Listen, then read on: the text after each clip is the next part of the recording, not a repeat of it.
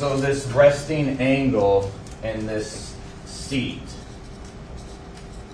you have the projectile coming in, exiting through the top of the skull, and then continuing through the windshield.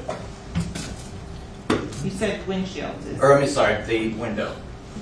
Can you say that it was at the top of the window, or the bottom of the window, or the middle of the window? I cannot. So, based on that projectile and the blowback, you can make what opinions? So based on the angle of this this projectile, the blowback is indicative of a firearm being in close vicinity of the head. The head is something that bleeds profusely when it's pierced. If you've ever fallen on stairs or hit your head, it bleeds like no tomorrow. And because the projectile entered in right below the skull, the blowback ended up coming in the direction of, as I was speaking earlier about the hose, in the direction that it came from. And you will get that with a very close shot. That blowback then proceeded after the shot.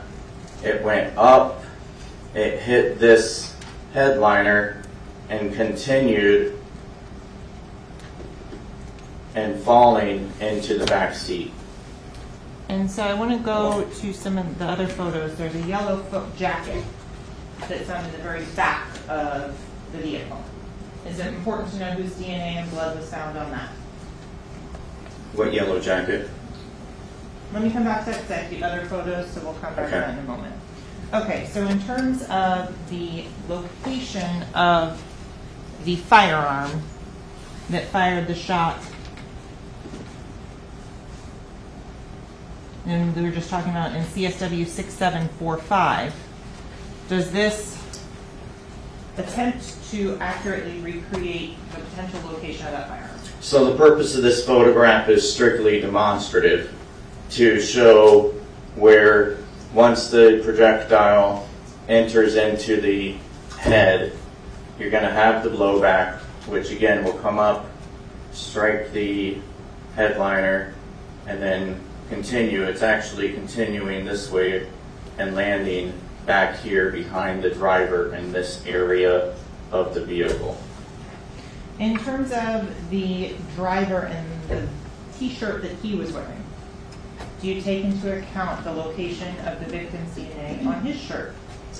Well, based upon the blowback pattern up here, I would expect to find some blowback here if on a driver, if a driver was there. Okay, Sergeant, you can answer that question. Why don't you restate the question? So you were discussing that how you would find and determine angles and ranges for specific individuals that are presented to you. Yes. How would you do that?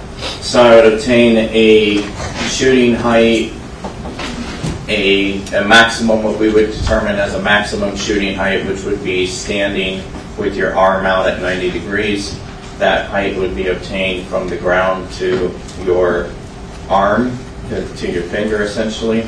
And then a minimum shooting height, which would be squatting with the same arm out and measurement from here to your finger. And then that would give me a minimum and a maximum range of fire. Once I have a minimum and maximum range of fire, that gets added into more trig to determine a minimum and maximum distance of that particular shooter. So with regards to this incident, were you there on scene? No. Do you know who fired the shots? No. In terms of the shots to the outside of the vehicle, Are you aware the individual's already dead when those were fired? They were already dead, yes. Action, Your Honor. How does that play into your reconstruction?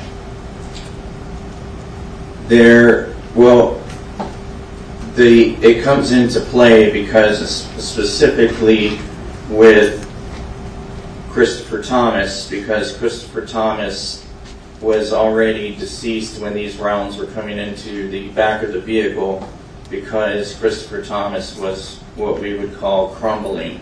He was starting to fall, if you will. And on top of that, I know that he was already deceased because the back of his back, essentially, the rounds that are in his back, have no blood in them, which means that there's no circulation. So the rounds are coming in. Christopher Thomas is crumbling with each round. He's falling with each round, and that's the answer. Okay. So in terms of, we'll get to the shooting inside the car in a little bit. I want to stick to the outside at this point. When you were looking at the side of the car on the angles of entry and the side-to-side angles that I'm talking about, why is that important in your analysis? I'm going to go back to 4809 to describe those angles. So these angles are important because it is part of my assignment, which is to determine if this is a drive-by shooting. And my determination was that this is not a drive-by shooting, and it's based upon this picture here, which is a very good picture to describe it. All of these rounds are done, and all but one is done at a stationary position. The shooter is at a stationary position when all but one of these rounds are going in. The one round that has some movement in it, which is round site L here, the shooter is actually moving in that to create the little bit of a keyhole that you see there. Okay, a lot of information in that answer, so let's break it down a little bit. You mentioned a keyhole, so I'm going to zoom in on site L and explain what is a keyhole. So a keyhole is a projectile comes out of the barrel and it is actually spinning in a line. It's also falling as it spins. However, once you add movement to the gun at the same time the projectile is coming out, you introduce that movement to the projectile. Once the projectile has altered movement, it will start to tumble. So it's no longer going in a straight line.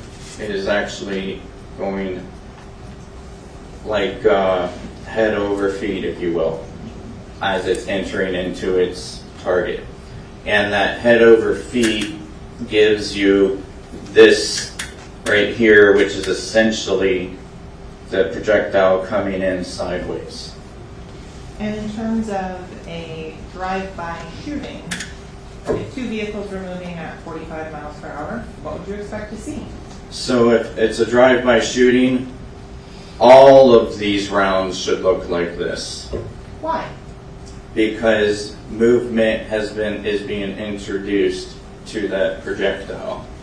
So to contrast site L with one of the other sites like you, what does that tell you?